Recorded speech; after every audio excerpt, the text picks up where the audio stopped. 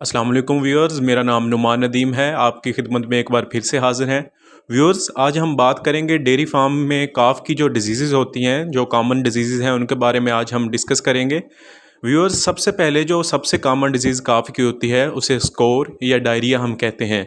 अब डायरिया की बहुत सारी वजूहात हो सकती हैं। उसमें बैक्टीरियल काज भी हो सकती है, वायरल काज भी हो सकती है और उसके अलावा पैरासिटिक काज भी हो सकती है।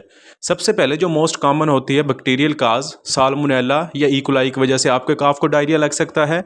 अगर हम वायरल काज की बात करें तो इसमें कोरोना वायरस और रोटा वायरस होते हैं जो डायरिया लगवाते हैं। उसके बाद क्रिप्टोस्पोरिडियासिस भी आपके काफ को डायरिया लगवा सकता है। बेसिकली ये जो पैथोजेंस होते हैं ये इंटेस्टाइन के साथ जाकर चिपक जाते हैं और वहाँ से वाटर का जो है वो लॉस करवाते हैं, जिस वजह से आपके काफ को डायरिया लग सकता है।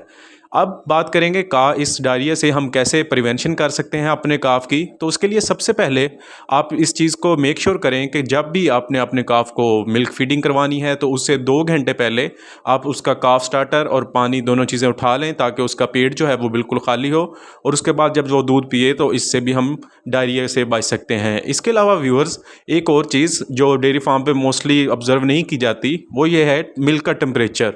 जो आप काफ को मिल्क पिला रहे हैं उसका टेम्परेचर सेम होना चाहिए।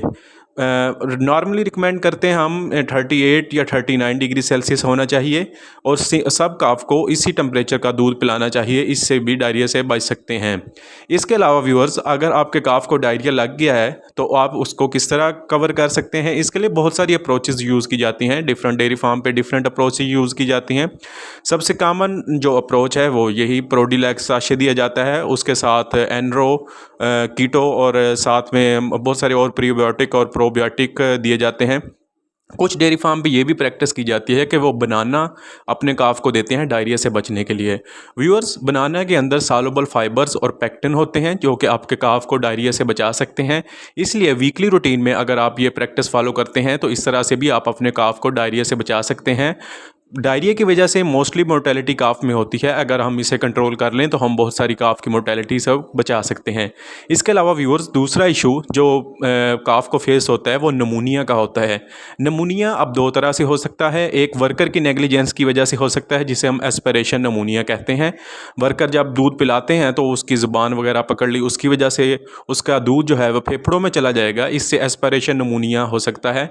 इसके अलावा दूसरा नमूनिया जो बैक्टीरियल काज पास्चुरेला मोल्टोसिडा और मेनहेमिया हेमोलिटिका की वजह से होता है, वो नमूनिया को अगर हमने ट्रीट करना है तो टाइलोपिन और सलाइन एलेक्ट्री का हम यूज़ कर सकते हैं।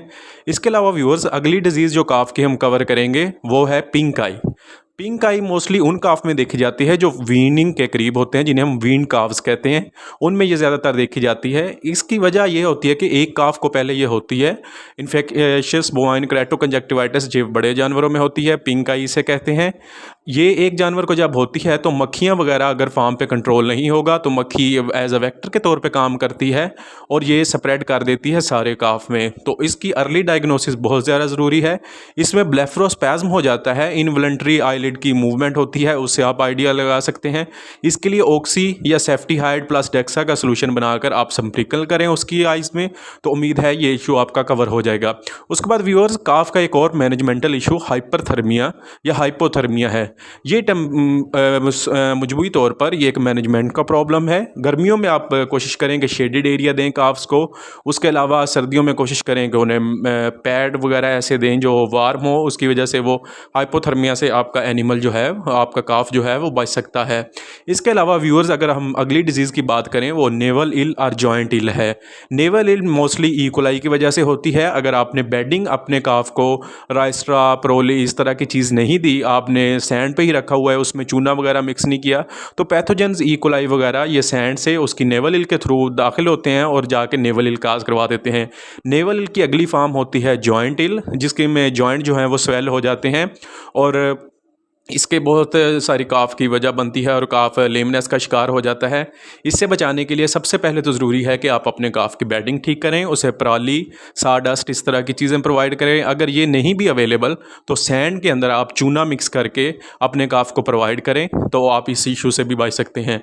उम्मीद है आपको हमारी ये वीडियो अच्छी लगी होगी। अगर कोई और क्वेश्चन हो आपका तो कमेंट बॉक्स में ज़रूर करें। हमारे चैनल को लाइक और सब्सक्राइब करें ताकि आपको इस तरह की इन्फॉर्मेटिव वीडियो मिलते रहें। Thank you very much. Allah हाफिज़।